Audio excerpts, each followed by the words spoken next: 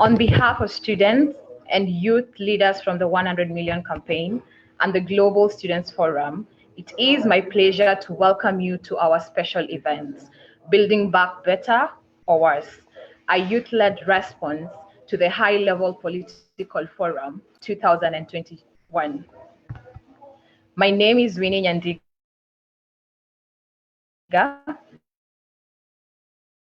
and I will be moderating this event today. I am the Vice Chairperson, Democracy and Participation of the Commonwealth Students Association. The 100 Million is a global youth-led campaign uniting the world's largest representative students' unions, labor survivors. Together, we campaign for a world in which every child is free, safe, and educated. The 100 Million Campaign is proudly hosting this event with the Global Student Forum, the umbrella organization of the world's major representative student federations across 119 countries, and the only independent, democratic, and representative global student governance structure dedicated to the rights of students everywhere. This event marks the next step in a journey we, as youth and students activists, have been making together over the last few years. Though we all come from different walks of life, we are united in our shared outreach at the injustices facing the world's most marginalized children and young people. Since the outbreak of COVID-19, we knew that those who would suffer most would be the vulnerable children and young people. And again, since the start of the pandemic, we have seen around 7 million more children under 5 years old suffer from malnutrition. 168 million children have had their schools closed for an entire year. And we have seen child labor rates rise for the first time in decades to 160 million children globally. As young people, we have responded to this crisis by building power within our communities, countries, and speaking out to hold decision makers to account. Also have to say that young people, at the beginning of the pandemic, we saw young people as the first respondents on the ground. In 2020, that was last year, we launched a joint campaign to demand justice for every child. Ahead of high-level advocacy events, including the UN General Assembly and the G20 Leaders Summit, we held our own youth caucus events with representatives from over 50 countries coming together to discuss the failings of world leaders. This year, long ahead of the high-level political forum, we once again convened students and young people from around the world to demand action that ensures that children and young people would be prioritized in the final outcomes of this year's high-level political forum. Today, here we are. We gather to find out if our leaders have been listening or if they are once again failing to recognize the scale of the crisis or act with the urgency required. But firstly, let me take you back. What is the High-Level Political Forum, known as the HLPF? The HLPF is the United Nations space where governments are supposed to be held to account for delivering the SDGs. The process it takes to agree the outcomes in a final ministerial declaration is long and started several months ago. It is important to say that it has not yet finished. During that time, 100 Million and Global Students Forum have convened an independent youth caucus to review the draft outcome documents and to make collective demands on world leaders. Over the next hour, We will be reviewing the key issues identified by this youth caucus as priorities for the rights of the children and young people, and hear speeches from inspiring youth and student leaders and advocates from around the world. Each of these speakers will be highlighting how child and youth rights issues are being exacerbated by COVID-19 and issuing their demands for the world leaders to urgently address this crisis and ensure we build back better, not worse. So back to you speakers. Each speaker will have 2 minutes to share the intervention. After we have had all the interventions, we will open the floor for discussion and contributions from the audience online. So please have your questions ready and share them in the chat box on whichever platform you are joining us on. First up, we will begin an intervention on COVID-19 recovery and the impact on children and youth. We know children and young people stand to suffer the most from the impact of the pandemic. Yet, the response we have seen so far from world leaders to this child and youth crisis has been disgraceful. Speaking on this important issue, today is my comrade Amilcar Sanatan. Amilcar is a member of the Global Students Forum Steering Committee. He joins us today from Trinidad and Tobago. Welcome, Amilcar.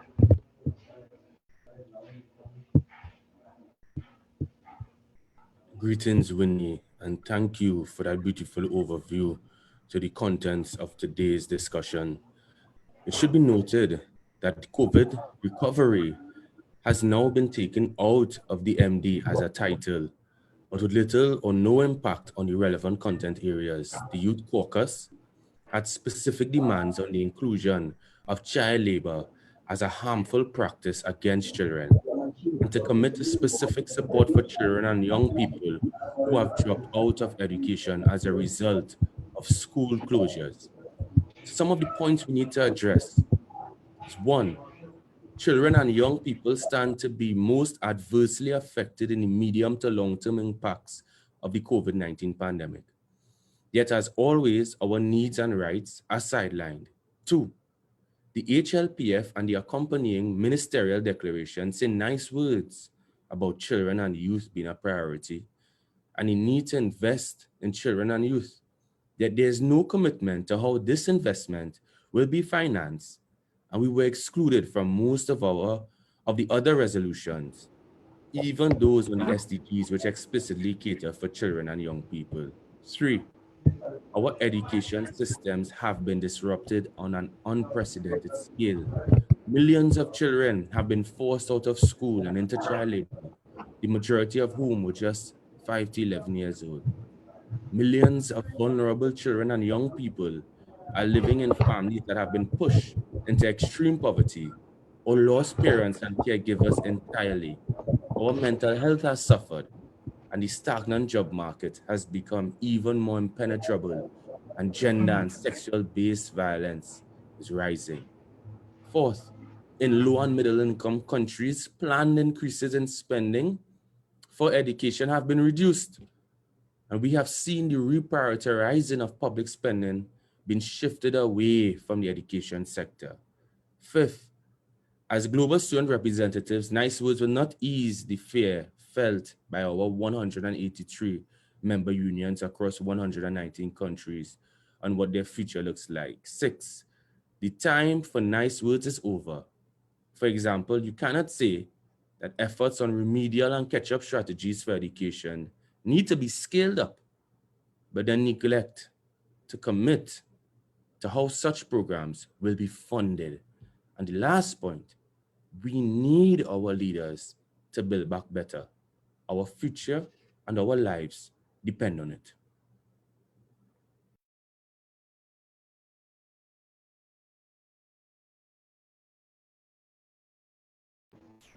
Thank you so much, Amilcar, for that. Next, we will discuss the issue of global financing for the SDGs in the wake of the COVID-19 pandemic. We know that none of the SDGs can be achieved without robust equitable financing for the lowest income countries. Despite recent positive moves like the global corporate tax, it is the richest countries which will benefit the most. Yeah, the same countries which are failing to contribute their fair share of overseas aid. The global financial system is clearly broken. So joining us to speak on this issue, we have firstly Ankit Tripathi. Ankit is another member of the Global Students Forum Steering Committee, as well as the International Students Representative for the Canadian Federation of Students. Welcome, Ankit. Thank you, Winnie, and thank you for having me here today. Now, I would like to start with facing the reality that we've all heard during this pandemic. We all heard things like, we're all in this together, or we're all in this together and let's come out of it together. And all of this was a lie. The truth was never the case. During the COVID-19 pandemic, it showed us how hollow these words truly are when it comes to financial support. Only 0.13% of the total spending on support went to the poorest families. May I also point out that these are the families who worked at the front lines throughout the pandemic, many of them contracting the virus, ending up in hospitals that they can't afford, and thereby ending up losing their lives. And this is quite simply because we couldn't make our commitments. In many governments across the world, we also saw cuts to social support, which is disgusting because in the middle of a pandemic, social support, which is supposed to support the lowest income communities in all countries in the global north and the south, was cut. And they need that the most. And at an international level, the access to financing for global south countries was blocked by many countries in the global north. For these reasons, we demand that high-income countries honor and increase their ODA commitments and the recognition of the value of debt suspension initiatives. As a global student movement, we reiterate, because we've said this before, our demand for full tax justice and ending of taxation loopholes and tax evasion by transnational corporations that steal almost $500 billion every year from the global economy. The majority of this is at the expense of the poorest, at the hands of the poorest, and goes to the hands of the richest. When we emerged from the COVID-19 crisis, we cannot forget that we were already in multiple intersecting, devastating global crises before. An educational crisis, a poverty and inequality crisis, a climate crisis, a crisis in democracy, and several crises emerging in many parts of the world. All of these require sustainable, bold financing from all stakeholders if we stand a chance of ending any of these injustices. Thank you.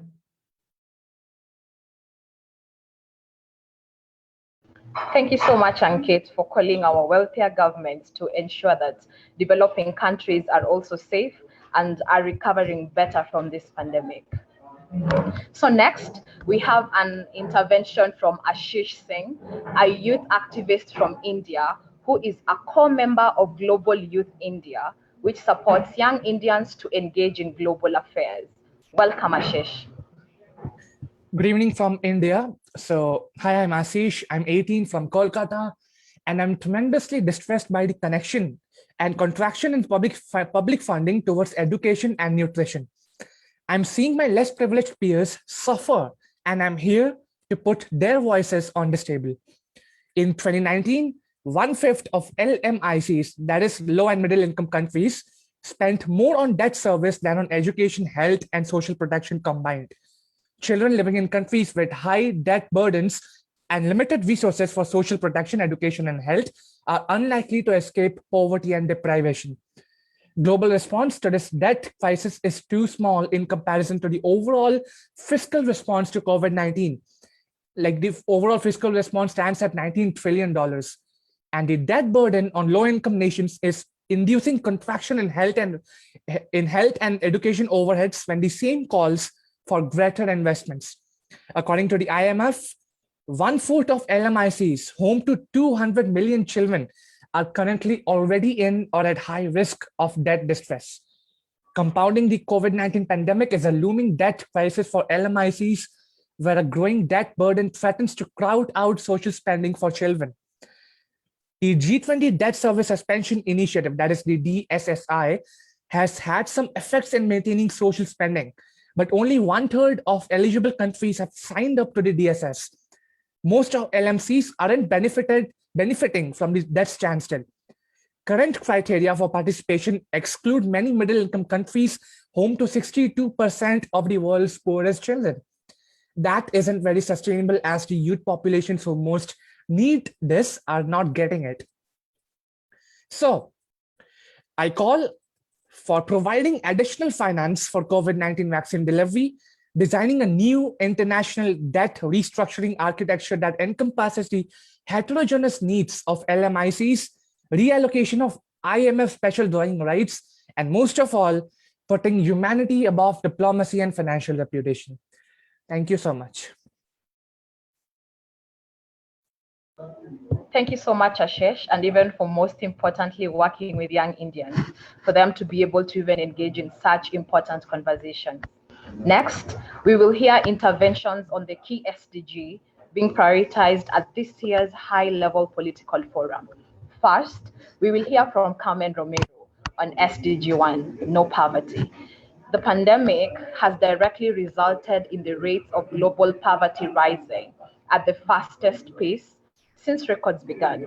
Extreme poverty threatens the rights, dignity, and lives of all who experience it, a reality even more devastating when you consider that more than half of the world's poorest people are children, even though they represent only 30% of the world's total population. So Carmen is another member of the Global Students Forum Steering Committee and a Spanish representative of the European Students' Union. Welcome, Carmen. Thank you. Thank you everyone for being here today, and it's a pleasure for me to be able to contribute to this fora as we did during the first caucus that we organized together with the 100 Million campaign not so long ago.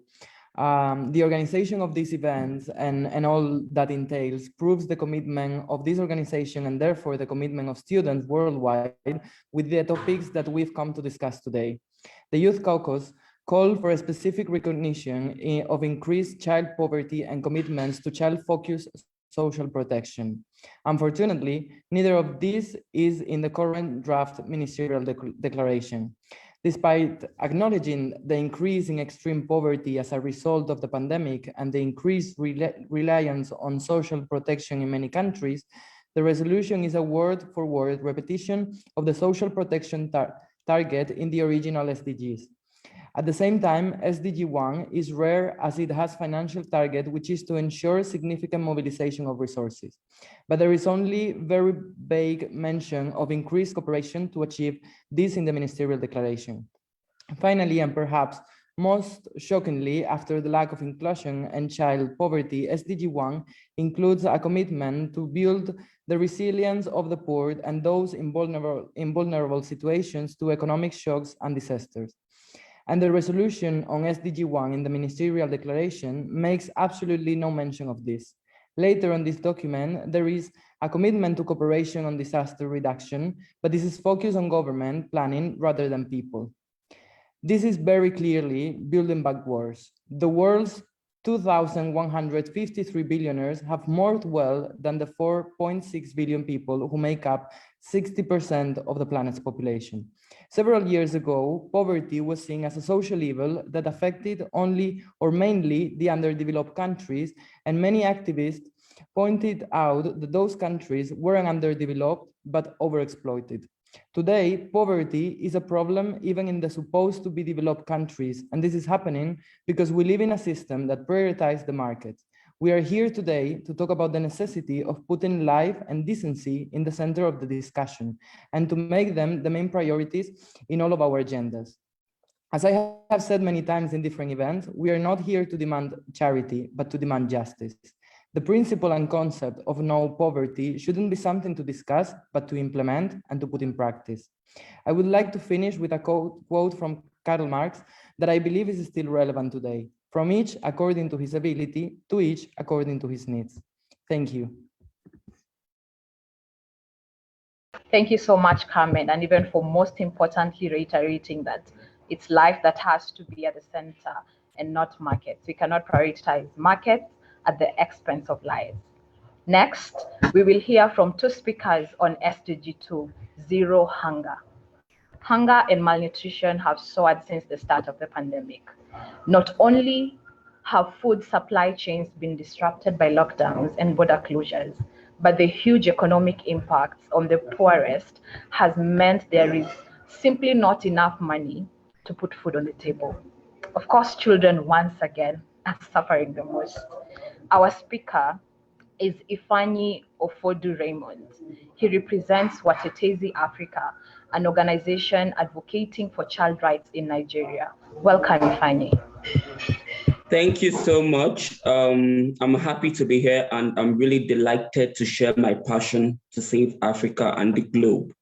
Talking about zero hunger, to me, I always say sustainability is only possible when everyone is included, and zero hunger is human right. Speaking about all these problems, it is only understood when you go to the grassroots level to understand what is happening. People are dying out of hunger. Our ministers, our presidents are at the upper seat. They are up there. They don't know what is happening at the grassroots level. And it is our responsibility as youths to tell them what to do, because we are the first-hand witness. So speaking about my call to action, I will first of all tell the committee, all the ministers and all the presidents and all the representatives to please amplify the school feeding program. It is a policy that has been established, but they are keeping quiet towards this.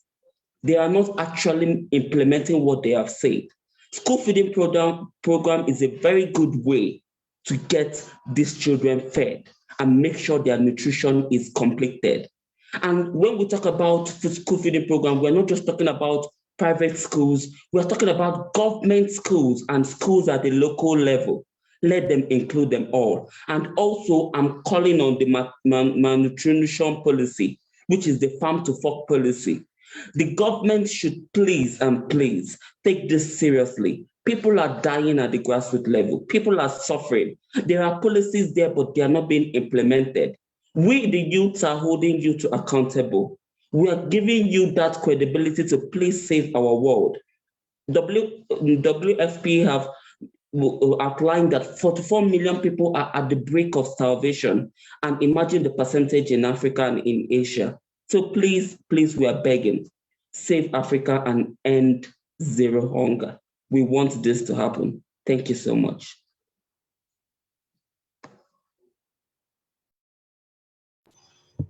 Thank you so much, Ifeanyi, and even, for just shining a spotlight on the importance of feeding program in schools. Here in Kenya, I don't know about your countries, feeding programs have a very good history of keeping children in school and not out on child labor or any other injustices. Children go to school because of food. So feeding programs are very important. And even by and large, governments just ensuring each household is able to access food, and just not food, quality food. Thank you so much, Ifeanyi. Our next speaker on SDG 2 is Maria Chinche. Maria is the national coordinator for the 100 million in Peru, where they have been mobilizing to ensure children don't go hungry during the pandemic. Welcome, Maria. Thank you, Winnie, and hello, everyone. I'm here today to talk about the SDG 2 in Peru, my country. I wanted to talk about how bureaucratic barriers are preventing the aid from the National School Feeding Program to those who are needing it the most right now. There's an initiative called Ollas Comunes, which can be translated as common pots, and they were born long before the pandemic. They work by providing 1 meal a day for $1 or less. As of May of 2021, there are 2,317 common pots that are feeding 250,000 people, of which 33,000 are children under 5 that are going hungry right now. The problem, they do not have food to prepare the meals. The solution they were given was to use the resources from the National School Feeding Program to provide them of the food that was once given in the schools. Unfortunately, less than 10% of these common pots receive the food, and that's due to the bureaucratic barriers between the ministry leading the program and the local governments. In 2 weeks, we are renewing our government, and that can either mean that all the efforts made until today are going to slow down, or that the new government will work faster to provide help that's needed right now. I'm calling our current government to accelerate the work they are doing, and the new government to use the resources correctly, to use them for those who are needing it.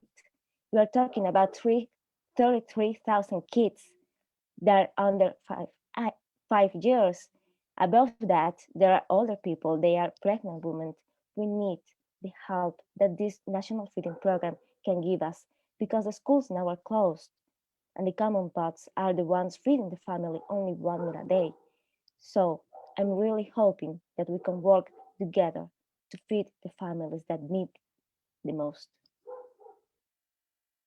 Thank you. Thank you so much, Maria, and all the good work you're doing in Peru.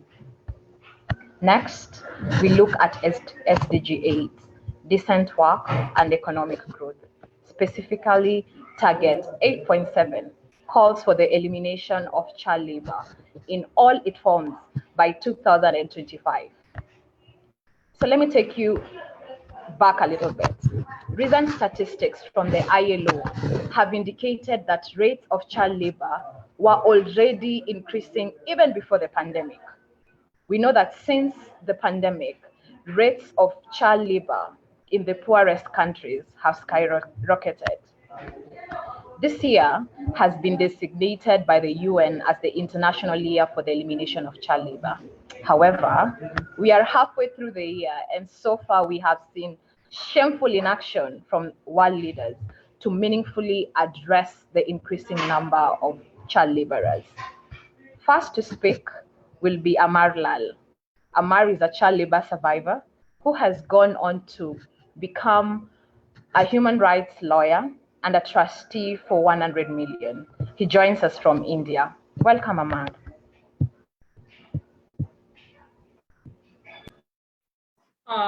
Thank you, Willie, for having me here.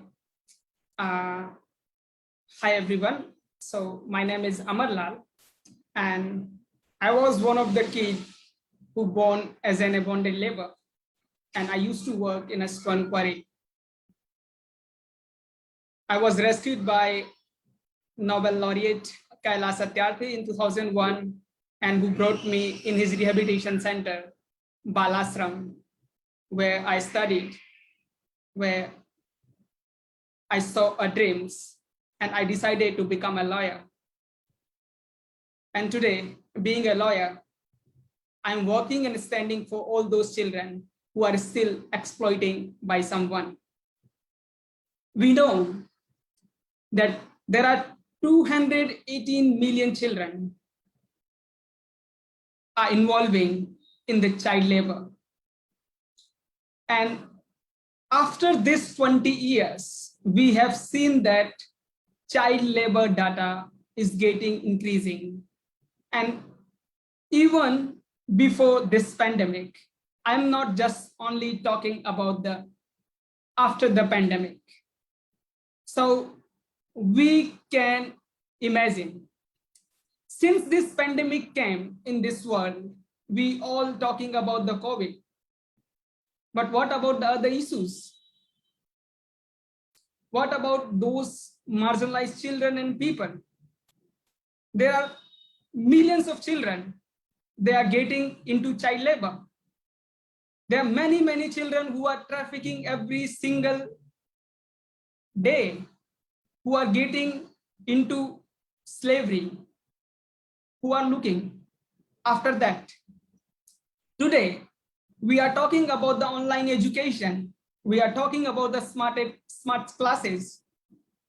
But we know there are so many children in this world. They have no phones, no tablets, no laptop. How can you imagine that they can access to education? It's been almost 2 years when there are many children, they didn't see a book.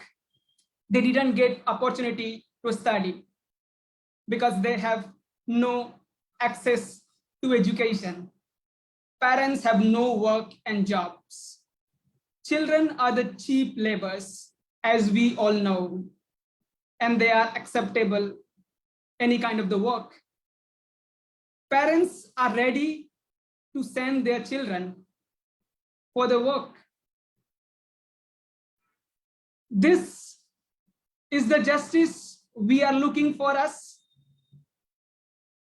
The world leaders promise to children that in the year 2025, we will eradicate child labor from all forms.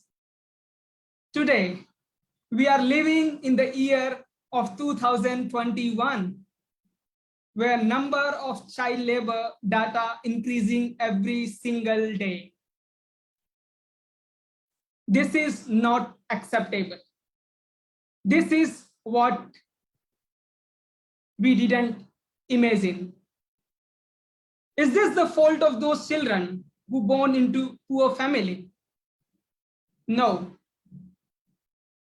Our government is the responsible for all those children. Our system is the responsible for all those children. We are the people responsible for all those children. They need equality, equality for right, equality for justice, equality for education. They need freedom.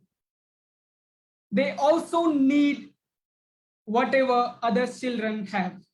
Today, I'm talking justice for every child. Thank you so much. Thank you so much, Amar, even for the passionate speech. It's very different when it is a survivor speaking about it. And even that is why, as an organization, we push for survivors' voices to be at the heart of all these discussions. Once again, thank you very much. Next, we have Sherin Omondi from Kenya. Sherin is a teacher and an advocate with a community-based organization, Tuelimishe Vijana, loosely translated to Let's Educate Young People. Welcome, Sherin.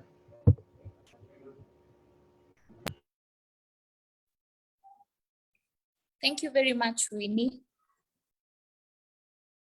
My name is Sherin Omondi from Kenya. I work with the young people in advocating for quality education, particularly formal education and skill development. Every single day, we lose children from the classroom to child labor in farms, construction sites, and commercial sexual exploitation due to extreme levels of poverty. Data has been collected every single day, but insufficient attention has been paid to the reality that children are still being recruited into child labor. While leaders and governments must fund and enact national action plans to reach children living in pandemic injustices. There is no building back better in child labor. Child labor should stop. Let us send all children to school and retain them by supporting feeding programs in schools, while we increase financial support towards social protections, also known as incentives to affected families. We therefore call upon all world leaders to join forces and stop child labor by increasing funding in all the affected countries. The funding increment will go a long way in tackling health issues, social protection in every household, sustaining children in schools from their enrollment to completion, and sensitization of communities against child labor. Thank you. Thank you so much, Sherin. Such an important call to, call for funding, because in countries where we're from, we talk about how we have very strong policies. Because of young people like you, we have very strong policies. But when it comes to implementation, there is an issue. Why? Because it narrows down to the issue of funding and finances. So the issue of resources for us to be able to implement these laws and policies is very important. Once again, thank you so much. Our next SDG focus is SDG 10, reduced inequalities within and between countries. Before COVID-19, the world was a deeply unequal place. Since the outbreak, global wealth inequality has increased, and we have seen discrimination increasing at every level. So first to speak on this issue is Linda Eunice. Linda is a feminist activist who leads the Girls Back to School campaign in Uganda. Welcome, Linda. Thank you so much, Winnie, for that introduction. Greetings, ladies and gentlemen. My name is Linda Eunice Nakaivale, and I'm a Ugandan youth activist. I work with children, specifically girls with disabilities, to ensure that learning never stops for them during and post the COVID-19 pandemic as a Girls Back to School lead campaign coordinator and a program associate at Raising Teenagers Uganda. The pandemic has widened and heightened the already existing inequalities in education, where many children, especially children with disabilities, have been excluded in e-learning. Exclusion of majority of the children from education makes them susceptible to dropping out of school, child marriages, forced marriages, child labor, teenage pregnancies, to mention but a few. Little or no tangible efforts have been made to deliberately address these inequalities. Financing education is a concrete solution and still remains one of the best options at hand. However, due to the burdens of most developing countries like Uganda, with rather a weak global space, efforts to build are still more than world leaders, but rather deliberate action in debt cancellation, funding from richer countries to the low-income ones, and prioritization of the voices of developing countries like Uganda in economic, global decision-making spaces. It's therefore important to note that as countries start to rebuild and recover, there's need for leaders to support lower income countries achieve a fair share of tax revenues, which in turn could fund public services like education, which is instrumental in achieving the SDGs. In addition, a heavy investment in technology shall bridge the inequality gap by making technological devices and internet accessible to all. We demand leaders to build back equal and inclusive, build back better now. Thank you. Thank you so much, Linda, and even for the wonderful work you're doing with the marginalized children in Uganda. Next, we have Bianca Borges dos Santos from OCLE, the largest students association in Latin America and the Caribbean. She joins us today from Brazil. Welcome, Bianca. Thank you very much, Winnie. I'm very happy to participate on this. And I would like to start here saying that, as it has been said many times over the past 2 years, the COVID-19 exposed and exacerbated the deeply unequal world in which we live. In fact, the staggering levels of extreme inequality, both within and between countries, should have been treated as a global crisis long before this virus appeared. This year, high-level political forum is taking place in a time in which the rates of global poverty are increasing at the fastest rate since the records began. Yet, the wealth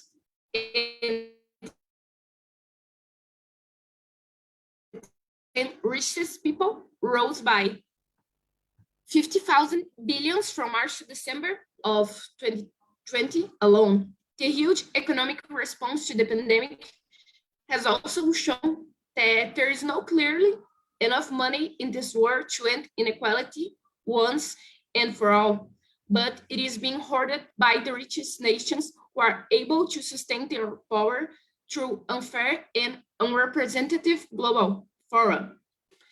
Facing a truly global threat, which demonstrated our deep interconnectedness for better and worse, where leaders had an opportunity to level the playing field, and they have not.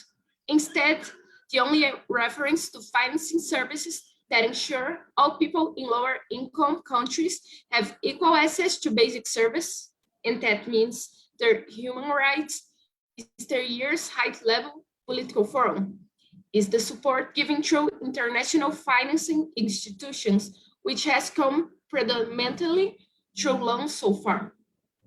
We know that loans are not a sustainable way for countries to deliver service and inequality in their countries.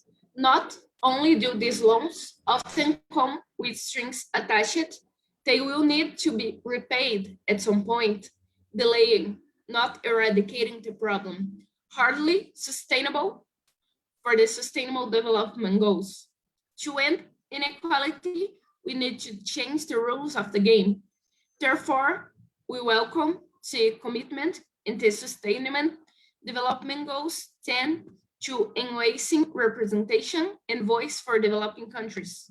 Only if all the players have an equal seat at the table will we stand a fighting chance at reducing inequalities and building back better.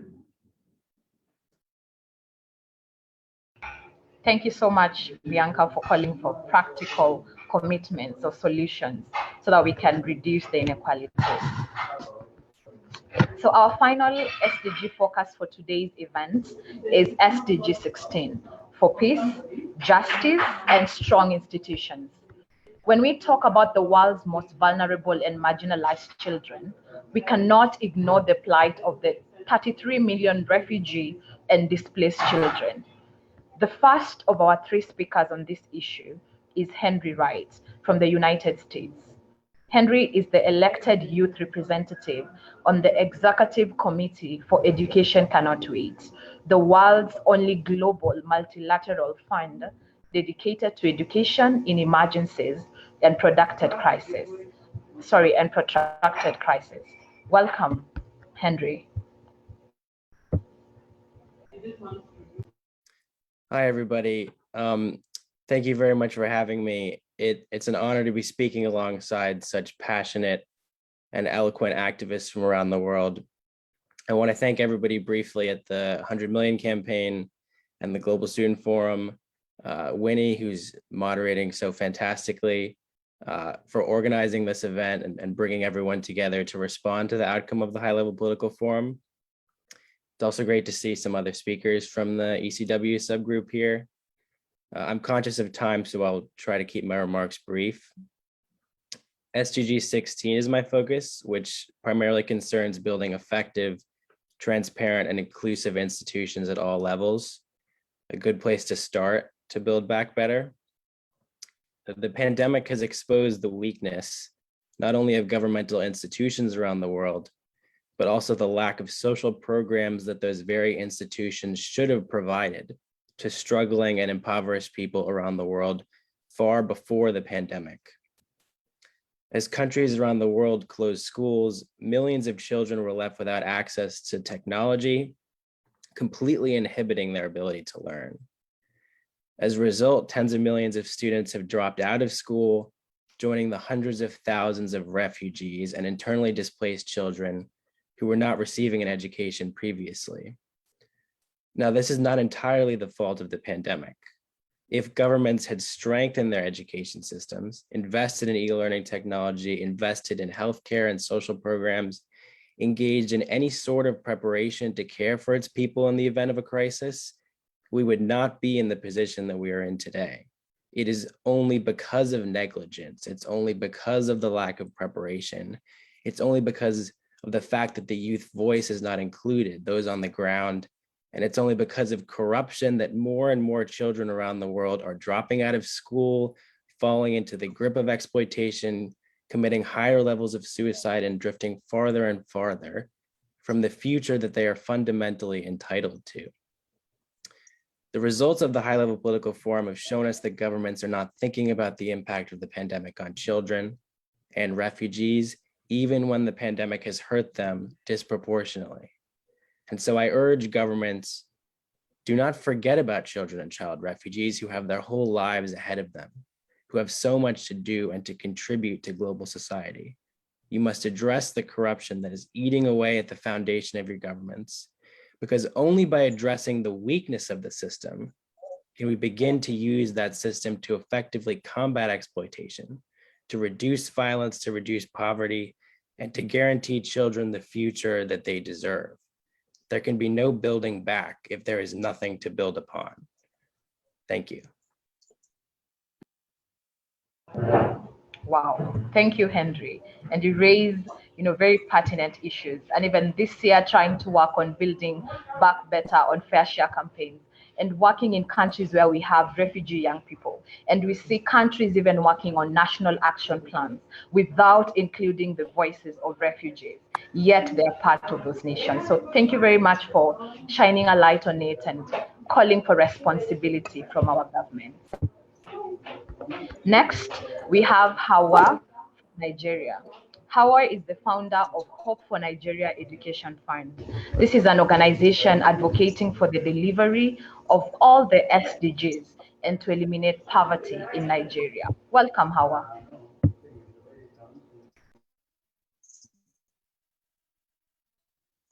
And first of all, I'd like to assessments of the previous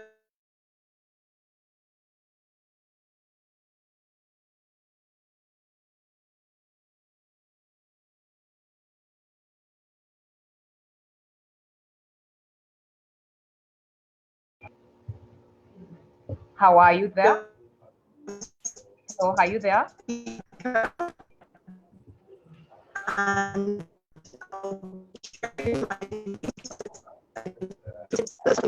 so I'll just can you hear me? Yes, we can, but you're breaking. Are you okay now? Give it a shot. Welcome. Yeah. Okay. Thank you so much. Can you hear me? Yes. Okay. Thank you so much for the opportunity to share my views. Speaking about building better without ensuring peace and stability for all.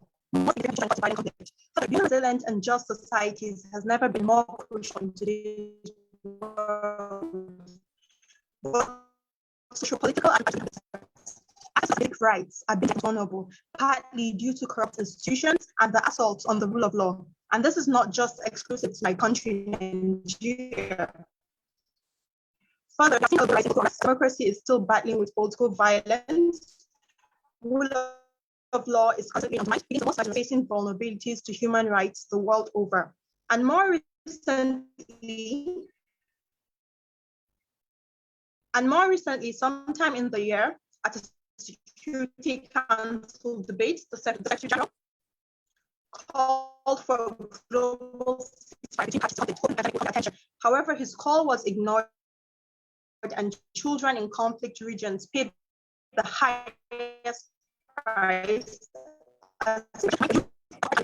That has seen children traumatized and denied access to basic rights like health, education, and childhood.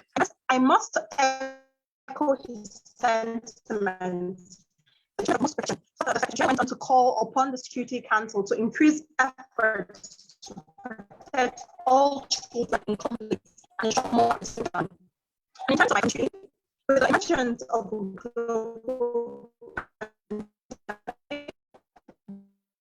lack of access to when announced people at the state is the most dangerous. Protection is Hawa, are you there? No, you keep on breaking, and we are not able to hear you very well. I'm sorry. Can we move on to the next speaker as you fix your connection, and then we will come back to you? Is that okay with you? Hawa, can you hear me?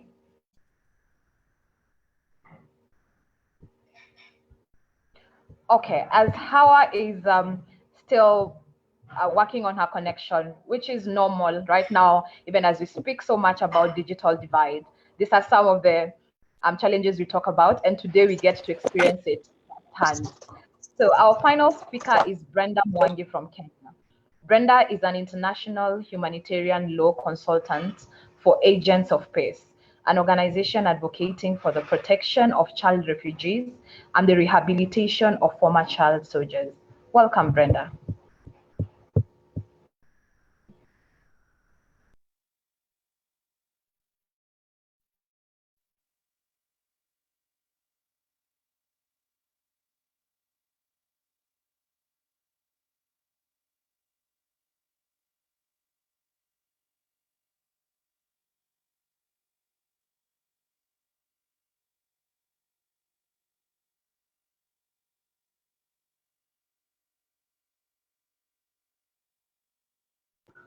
Brenda, we can't hear you. You have to start. I'm sorry. I thought I was the only one, but I see on the chat also we can't get you. The floor is yours, Brenda. Can you hear me now? Yes. Okay. Okay. It is a huge concern that there is no mention, let alone commitment, to the particular needs of children, child soldiers, and former child soldiers in this year's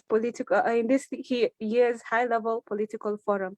How can we build back better if we do not care about the people who are going to change this future? These children become traumatized adults whom we then call international criminals. In the spirit of arts, culture, and in conjunction with the decade of silencing of the guns, I call for more support, especially working in the grassroots level in support of community partnerships and in psychosocial support to children in armed conflict, refugees, child soldiers, and former child soldiers. Thank you. Thank you so much, Brenda, even for the wonderful work you're doing to rehabilitate former child soldiers. Today's event is the culmination of months of work by this youth caucus to influence the outcomes of the high-level political forum. While we have had some successes, our speakers have demonstrated that there is still a long way to go before governments can claim to be building back better. Our final act as the 2021 Youth Caucus will be to create and share a joint declaration on the outcomes of the HLPF. 100 million and GSF are drafting this based on the inputs shared thus far. But now is the opportunity to tell us what you would like included in our joint Youth Caucus declaration. This declaration will be sent to governments to advocate for change in the final HLPF ministerial declaration. So right now, I open the floor for questions, for your thoughts on any other HLPF events you have attended and any statements you'd like to put forward for our declaration.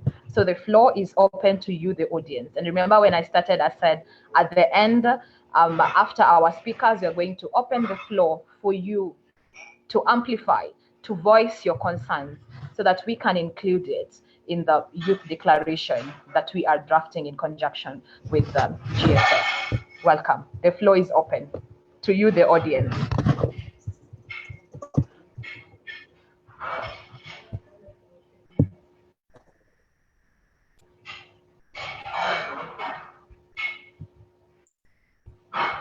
So please raise your hand so that we can be able to see you. I see Brenda's hand is up. Raise your hand so that we can be able to see you.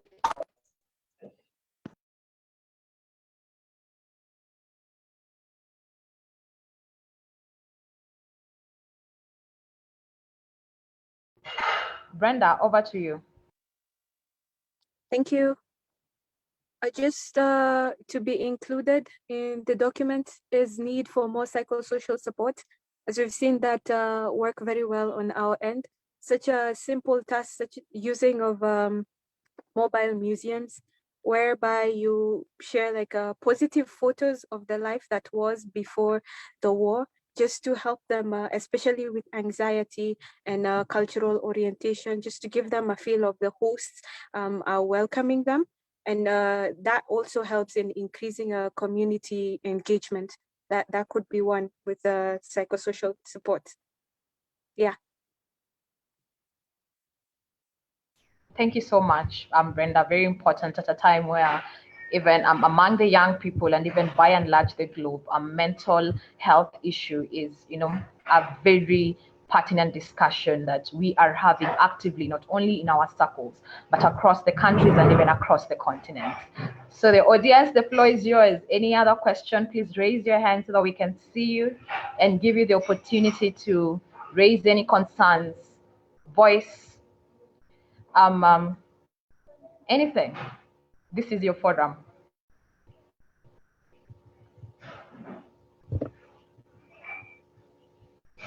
Amilcar? The floor is yours.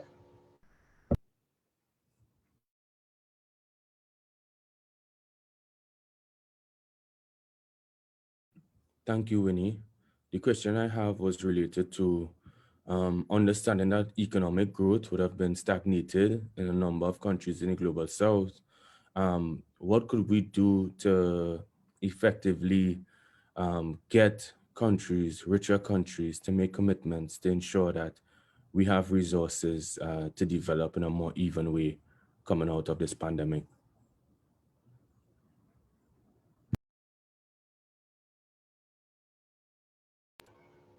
Amilcar, who is the question directed to? I'm sorry, I guess it was just for us to collectively reflect on and think about in terms of the limited economic capacity of countries here. Even if we make more demands, that the resources just doesn't exist in some of these countries. Would you want us to include that in our declaration? And yes, we can have ministers do that, because I mean, when it comes to the ministerial declaration, it's all these governments sitting together. So is it a question you'd want us to, to both divide? Ministers, or rather government, developing governments would probably suggest how they feel wealthy countries would help them, and wealthy countries would also suggest how they do that. I know even in our advocacy work together with GSF, we've been able to work, for example, in Africa, Asia, with young people from Europe, and they have pushed their governments to just put more allocation coming to developing countries. But I believe there is much more that can be done. That's a point, to think of for all of us in the audience. And you can even have maybe people in the audience share their reflection on the same, how you think we can be able to do that better as we are pushing for building back better, definitely not worse. Any other question from the audience? Statements? Yes, Henry, the floor is yours. I wanted to respond to Amilcar's question. I think in terms of what or how exactly donor countries can be encouraged to contribute to the budgets of, or at least development of countries existing in the global south, I think, at least from what I've seen working in the humanitarian sector, there has to be a sort of incentive for the countries to donate. I guess it's very rare for countries to donate to countries in the global south specifically because of the moral obligation that they feel to do so. There has to be a kind of economic incentive or a collective social pressure, whereas if they don't donate, then suddenly it's very obvious that they are committing an egregious sin on the world stage. So, and I think it's a harsh and somewhat depressing reality, but considering the finite aspect of money in the world, considering the scarcity, it's very difficult to ask countries to give money away when there isn't a sort of promise that that money will somehow get back to them in another form. I hope that helps a little bit to the discussion. Yes, it helps. And it actually leaves a lot of questions, but let me leave that for later, yeah? So on our Facebook Live, we have a question from a young person, and this is what they're asking. What can young people do to stand in solidarity when world leaders inevitably fail us? What do you think we as young people can do? Because we are out here mobilizing, we are organizing, but are we being heard? What do we need to do better? Where do we need to strengthen? Ifeanyi, do you want to go? Yes, I think I can answer that question. As young people, it mustn't be when you have resources that you can help the world. You can help the world by just using your phone, you know? Whenever we tweet out in our Twitters, Facebook, Instagram, those comments make a long way. So my dear young people, I encourage you now to pick up your phone, tag all your representatives, tag your parliaments, tag your presidents, tell them the problems you're facing. Keep doing it every single day. Don't hold back. Don't think they're not listening. They're actually watching and looking at what you're doing. And when you make it sweeter is when you mobilize your friends. Okay, let us talk about this. We are facing zero hunger in our local government. Take pictures, tag all the representatives you can, and tell them that if they don't act according to what you have said, that you go to the streets and fight for your right.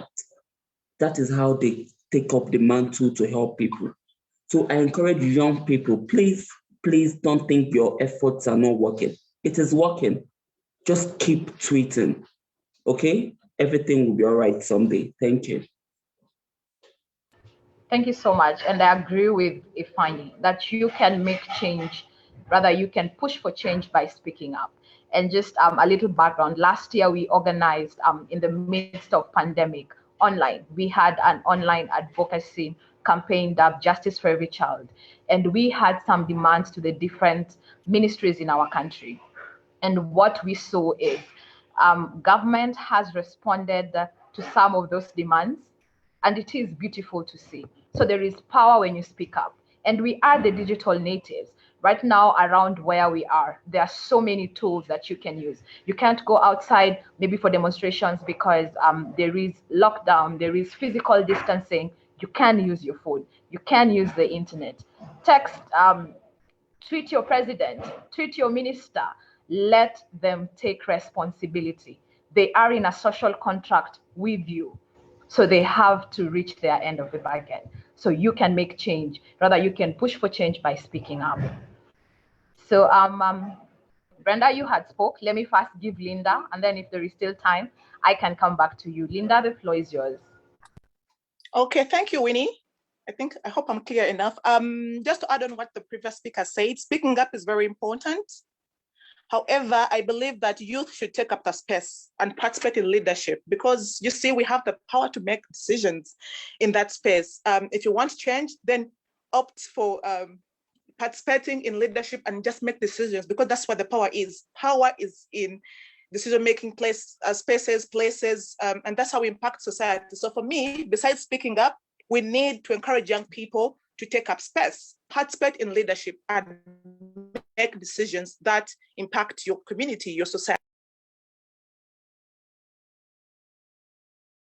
Thank you so much, Linda. Yeah. Back to you, Brenda. Your hand was up. Just to reiterate. Sorry, Brenda, continue. Just to reiterate what Ifeanyi said, support is very important, and especially both ways. Yes, it is great for you to give support to the people who are already doing something, but also call upon those people who want to do something. When it comes to mental health, a lot of us, especially last year when it came to GBV, a lot of us were willing to be like the ear to listen to, the hand to hold to, but many people were afraid to come out and say that they were dealing with an issue. So in as much as we are calling upon you to tweet and tag and whatnot, also call upon us because we are willing to help you go through the situation and come back better. Yes. Thank you so much, Brenda. Solidarity even within is very, very important before we go out. Sometimes it can be overwhelming and it is allowed. So when it is overwhelming for you, you are allowed to rest. You're allowed to take breaks. But once you're done, go back there and hold our leaders accountable. Any other question from the floor? And if any of the panelists wants to add on anything or answer a question, just text on the chat so that our colleagues at the Global Students Forum can promote you to our panelists so that you can also articulate your points. Yes, Hawa, you're back. The floor is yours.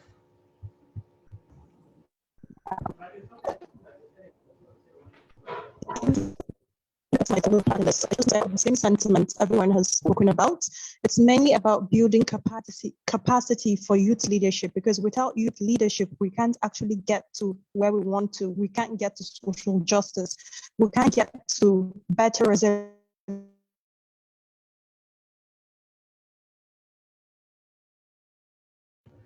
Hawa, we've lost you again. Are you here? Hawa, as you are again working on your connection, let me give Olympus an opportunity to speak. Ifanya, I will come back to you.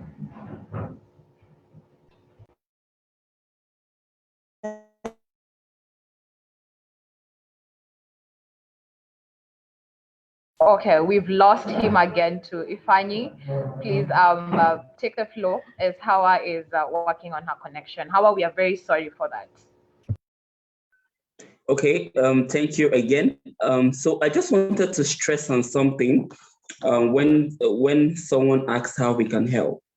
When I was speaking about the malnutrition and when I spoke about the farm to fork policy, young people that are educated, that are literate, that are students can access some certain information that the young people at the grassroots level don't know. So this is what you can do. You can go over to the internet, type farm to fork policy, move back to your local government, move to those youths that are the farmers, to those youths that are the ones that get themselves dirty, know nothing about Google, know nothing about the internet, and educate them. Tell them about the things that are happening beyond their reach. This way you have made an impact, directly or indirectly. I have practiced it and I've seen that it works a lot. When I get information like about the SDG, do you know that up to 60% of the population of youth don't even know what SDG is all about at the grassroots level? You can help them know about this. This way you're helping without even knowing it. Please, I encourage everyone, move down to the grassroots level and sensitize. Make them know that things are falling in place and there are policies in place. Thank you again. And I think this is my last comment. Thank you. Thank you. Olympus is back, and then I also have Amar. Can I please give you 1 minute before we wrap up? Amar, go. I can't see Olympus yet, but Amar, the floor is yours. Okay, thank you, Vinny. So I will finish quickly as soon as possible. So being a young person, as a normal guy, what you can do, I think whenever you see, is there any person around you, you see that there is any exploiting by someone else, if there is anybody doing anything wrong with any child or maybe any person. So you need to do what is raise your voice, because normally what we see those things, but we skip it, but we don't raise your voice. So I think my message to all of you to raise your voice, because I think single voice can give a lot of charm and a lot of voice. So maybe if you start, maybe there will be a lot of people, they will come with you and they will unite you and you can change and you can fight together. Thank you. Thank you so much, Amar. Olympus, are you here?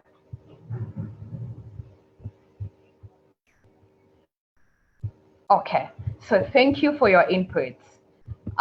We will work on putting this together alongside the inputs we have received throughout the process and share with you all the final documents before we send this out to our leaders.